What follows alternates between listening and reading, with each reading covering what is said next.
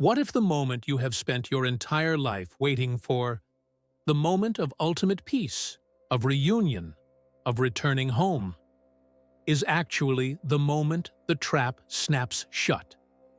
Close your eyes for a second. Imagine it. The heart stops beating. The noise of the biological machine fades into silence. You feel yourself lifting, lighter than air, shedding the heavy, aching suit of flesh. And then you see it. A light, warm, inviting, and emerging from that light, a face. Maybe it is your grandmother, smiling the way she did when you were a child. Maybe it is a radiant being, an angel of pure compassion, extending a hand to welcome you. You feel a rush of emotion, relief, love, a desperate longing finally fulfilled. You reach out, you take the hand, and in that millisecond of contact, in that single act of trust, you have just signed the contract for another lifetime of slavery. Welcome to the forbidden history of the soul. Welcome to the truth that has been burned, buried, and banned by every institution that demands your obedience. We are here to talk about the guys. Wides. Those benevolent beings that pop culture, New Age spirituality, and organized religion tell us are waiting to usher us into heaven. But what if I told you that in the ancient texts of Nag Hammadi, in the secret scrolls of the Gnostics found buried in the Egyptian desert, these beings are not friends, they are not family, they are not angels, they are the wardens of the cosmic prison, they are the interception team.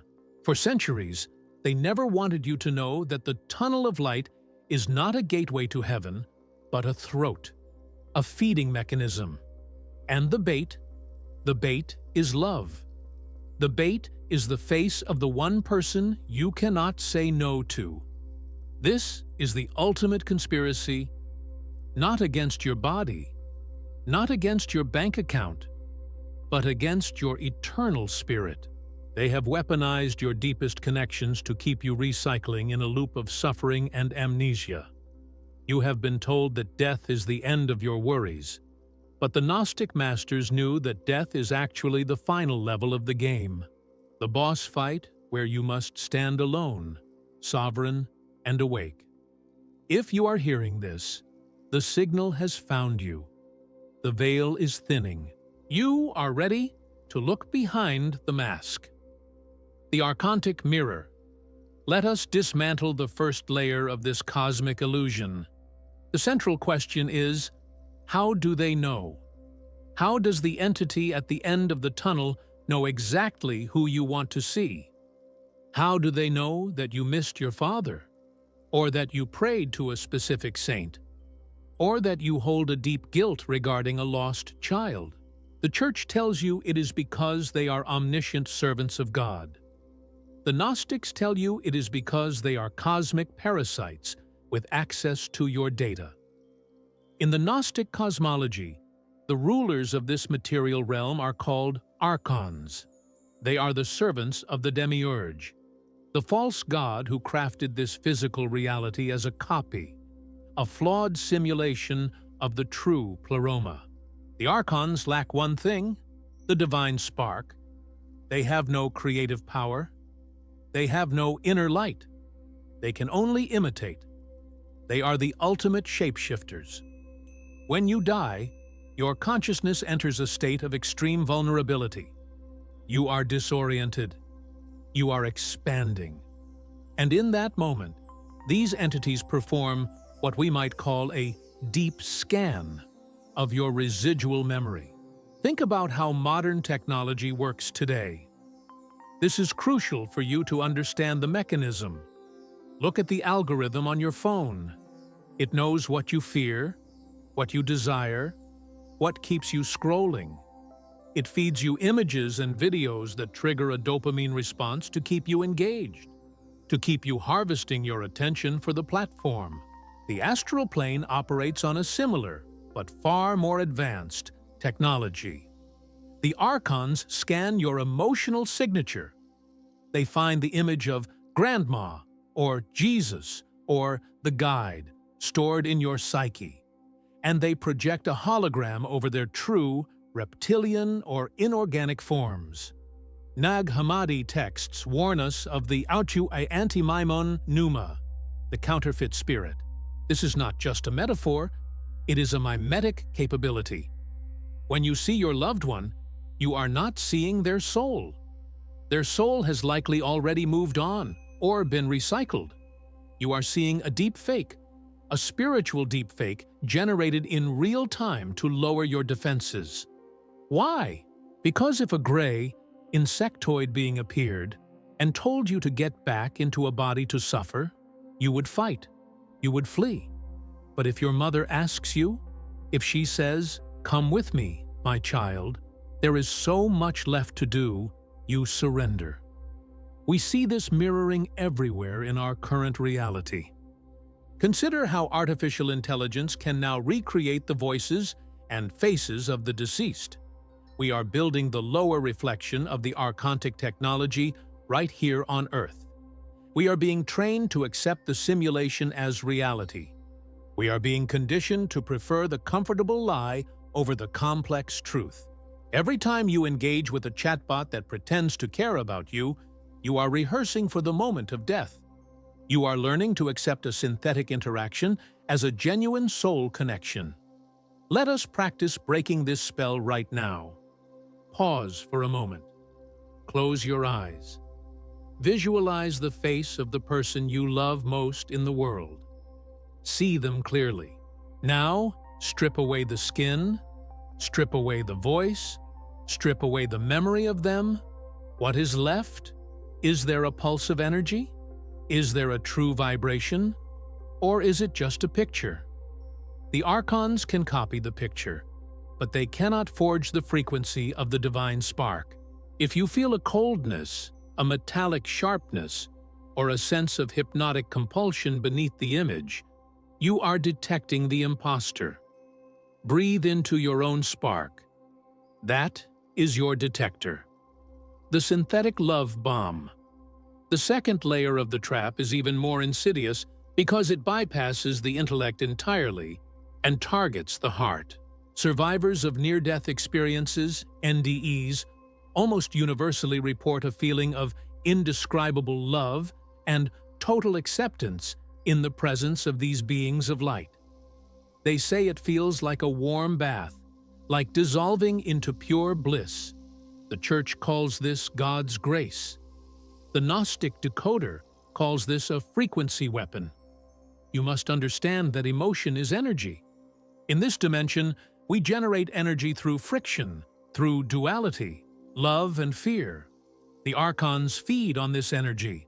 The love bomb you feel in the tunnel is not the cool, crystal clear, expanding love of the true source, the pleroma. The love of the pleroma is liberating. It makes you feel vast, complete, and sovereign. It does not ask for anything. The love in the tunnel is different. It is sedative. It is heavy. It is narcotic. It is designed to pacify. Think of it like anesthesia administered before a surgery. Before they can operate on your soul, before they can wipe your memory and shove you back into a biological suit, they must sedate your will. They blast you with this synthetic high-frequency radiation that feels like love but acts like opium.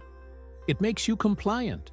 It makes you want to merge, to give up, to surrender your boundaries. The Nag turn use this feeling to manipulate you.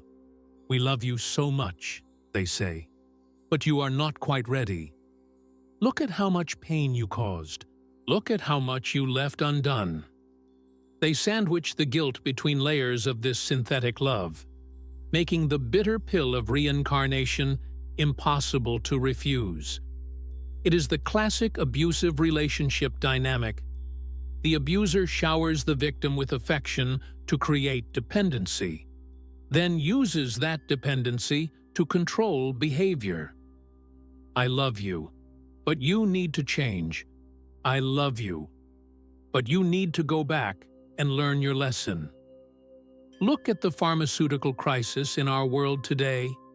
Look at how we medicate every sensation of discomfort. We are a society addicted to feeling good rather than being true. We chase the high. The Archons know this addiction because they engineered it. They know that if they give you a hit of cosmic heroin, you will agree to anything. You will sign the soul contract without reading the fine print. The danger here is that we equate feeling good with truth. This is the spiritual trap of the New Age. If it resonates, it is true. No, if it resonates, it might just be matching your programming. The demiurge is a master of resonance. He knows the frequency of your heart chakra, and he can broadcast a signal that mimics it perfectly. Try this micro-practice. Take a deep breath. Recall a time you felt overwhelmed by emotion, a time you were swept away. Now, step back from it. Observe the emotion without becoming it. Notice how it affects your judgment. Does it make you sleepy? Does it make you pliable? Now, summon a different feeling. Clarity. Cold, sharp, crystal clarity. The feeling of standing on a mountain peak in winter? Alert, awake, untouchable. This is the frequency of the pleroma. This is the state of mind you need when you meet the guides. You must value clarity over comfort. The memory scan and the life review. This brings us to the mechanism of the life review. This is the centerpiece of the afterlife deception. You are taken into a panoramic view of your life. You see every moment, feel every pain you inflicted on others. The guides stand by, shaking their heads with sympathetic sadness.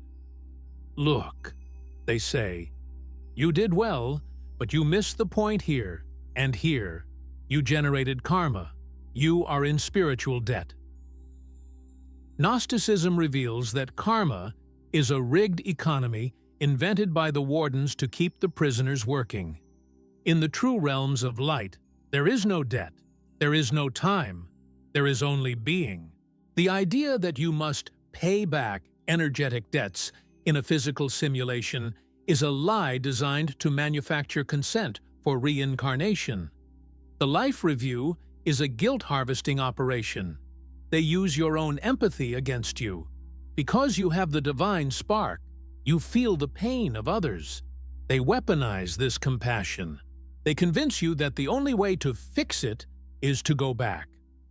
You must balance the scales, they tell you. But the scales are fixed. You can never balance them in a world designed to generate suffering. It is like trying to pay off a loan with an interest rate of 500%. It is a mathematical impossibility. This is where the suppression of the Gnostic texts becomes so criminal. The Church and the establishment want you to believe you are a sinner, born broken, in need of redemption. This belief prepares you to accept the judgment of the guides. If you believe you are flawed, you will accept the punishment of returning to earth. But the Gnostic truth is that you are an aeon, a being of eternal light, temporarily trapped in a dense vibration. You do not need to learn lessons from a lower dimensional school. Does a diamond need to learn lessons from the mud?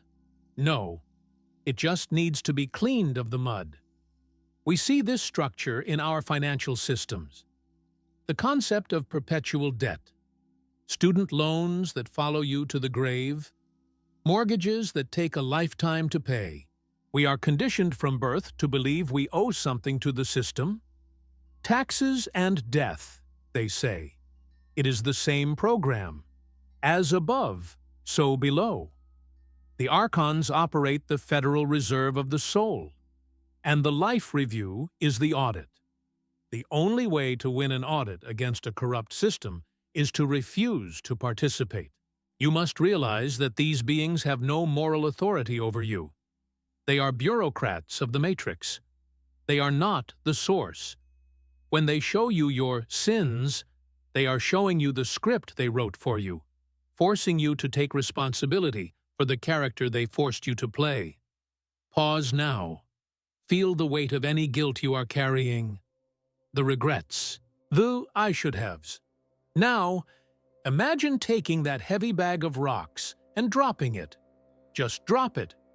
Hear it hit the ground. You are not your history. You are the observer of your history. In the Gnostic view, your spirit is immaculate. It cannot be stained by the material world any more than a sunbeam can be stained by a pile of dirt. You are innocent. You have always been innocent.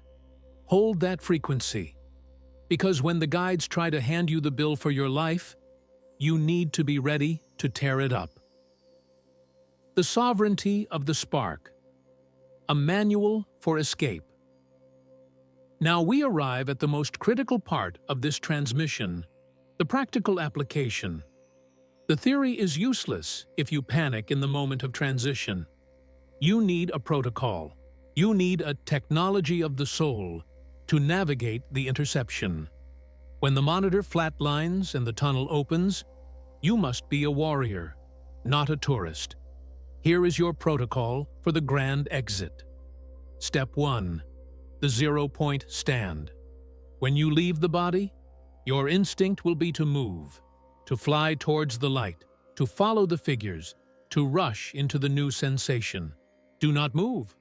Hold your position. Hover. Engage your will. The chaos of the astral plane will swirl around you. Do not react. Establish your center. You are a pillar of light.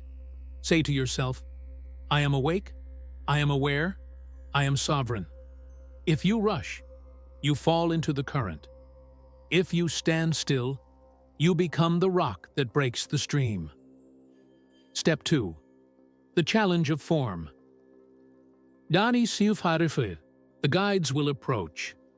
They will wear the faces of your mother, your husband, Jesus, Krishna, Buddha. They will radiate that synthetic warmth. Do not embrace them. Do not let them touch you. You must issue the Gnostic challenge. In the first apocalypse of James, the soul is instructed to interrogate the gatekeepers. Look directly at the entity and communicate telepathically. Cast off your mask. Reveal your true form. You must demand this with the authority of a creator god, which is what you are.